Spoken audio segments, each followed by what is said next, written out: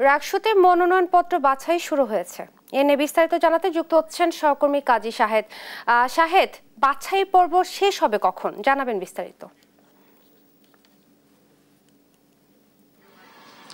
ধন্যবাদ মনি। আজকে যেহেতু মনোনয়নপত্র বাছাই এবং আগামীকালও বাছাই চলবে, আমরা কিছুক্ষণ আগে প্রধান নির্বাচন কমিশনার নজরুল ইসলাম তিনি ব্রিফ করেছেন গণমাধ্যমকে। তিনি বলেছেন যে হলগুলোতে বাছাই প্রক্রিয়া শুরু হয়েছে। 3টার পর থেকে যে কেন্দ্রীয় ছাত্র সংসদ এবং সিনেটে যারা প্রার্থী হয়েছেন সেগুলোর বাছাই প্রক্রিয়া শুরু হবে।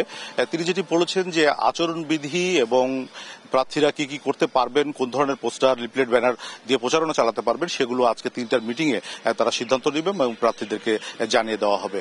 তারা যেটি জানিয়েছেন যে কেন্দ্রীয় ছাত্র সংসদ এবং সিনেটে 322 জন এবং হল সংসদে 603 জন প্রার্থী তাদের মনোনয়নপত্র দাখিল করেছেন, যেগুলো আজকে এবং আগামীকাল বাছাই হবে। তারপরে চূড়ান্ত প্রার্থী তালিকা যেটি প্রকাশ হবে, সেখান থেকে যারা মনোনয়নপত্র প্রত্যাহার করবেন তারপরে এই প্রার্থীরা আসলে নির্বাচনী প্রচারণায় নামবেন। তবে ইতিমধ্যেই যে বিষয়টি উঠে আসছে, যেহেতু ছাত্র সংগঠনগুলো তাদের প্যানেল ঘোষণা করেছে, স্বতন্ত্র প্রার্থীরা তাদের মতো করে প্রচারণা চালাচ্ছেন। আমরা একটু কথা বলতে চাই স্বতন্ত্র প্রার্থী যারা আছেন তাদের সঙ্গে। একটু আপনার কাছ থেকে জানতে চাই যে রাজনৈতিক দলগুলি যে ছাত্র সংগঠন আছে তারা প্রার্থী ঘোষণা করেছে, আপনাদের প্রত্যাশা কি? রাজনৈতিক মাঠে যারা প্রার্থী আছেন সমান লেভেল প্লেইং ফিল্ড প্রচারণায় থাকবে কিনা? এটা তো আসলে স্বতন্ত্র যারা দাঁড়াচ্ছে কিংবা যারা একটা অরাজনৈতিক প্যানেল থেকে বা বিভিন্ন সংগঠনের প্যানেল একসাথে হয়ে যখন দাঁড়াচ্ছে, অনেকটা চেষ্টাটা তাদের নিজস্ব একটা অর্থ ফান্ডিং এর জায়গা থেকে থাকে। তো এটা তাদের ক্যাপাসিটি, তাদের মানুষের কাছে পৌঁছানো সবকিছুর উপরে নির্ভর করছে। তবে রাজনৈতিক অরাজনৈতিক দল মত নির্বিশেষে সকল সংগঠনের কাছে একটাই প্রত্যাশা, ক্যাম্পাসে উৎসব মুখর পরিবেশটা বজায় রাখুন এবং একই সাথে শান্তিপূর্ণ সুষ্ঠু পরিবেশটা দরকার, যেটা আসলে সারা দেশের সংসদীয় যে নির্বাচন পদ্ধতি ছাত্রদের, সেটা যেন একটা উল্লেখযোগ্য উদাহরণ সৃষ্টি করে।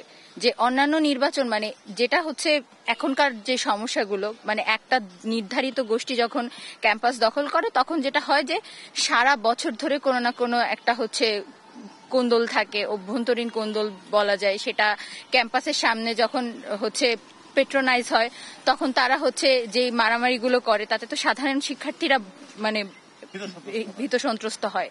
তো সেখান থেকে আর কি এই নির্বাচনকে কেন্দ্র করে হয়তো নির্বাচনের দিনটাই হয়তো এরকম হবে, কিন্তু আমাদের ভাবমূর্তিগুলো তো মাঝখান থেকে নষ্ট হচ্ছে। এখানে আর এমন না যে রাকসু হলে তারপর গিয়ে আসলে রাকসুর প্রার্থীরাই শুধু নির্বাচিত প্রার্থীরাই যে সংসদে কাজ করবে তা তো না, শিক্ষার্থীদেরকে নিয়ে কাজ করতে হবে। একটু জানতে চাই যে আমরা জানি যে রাজনৈতিক দলের যারা প্রার্থী থাকেন তারা একটা প্রভাব বিস্তার করেন, সেক্ষেত্রে স্বতন্ত্র প্রার্থী হিসেবে আপনারা কতটা প্রভাব বিস্তার করতে পারবেন ভোটারদের উপরে? এখানে আসলে ওই যে আমি আপনাকে তখন একটা কথা বললাম, অবশ্যই তারা প্রভাব বিস্তার করতে পারবে। তারা একসাথে যেহেতু একটা একদিনে তো কোনো কিছু তৈরি হয়নি, তারা দিনের পর দিন এই জায়গাটা তৈরি করেছে, তো তাদের প্রভাব বিস্তারের জায়গাটা শক্ত হবে। আবার স্বতন্ত্র যারা, তারা এই জায়গাটা তৈরি করা শুরু করছে এখন। এখানে আমার ইচ্ছা শক্তি, আমার প্রেরণা, আমার ক্যাপাসিটির উপরেই পাল্লা দিয়ে চলতে হবে।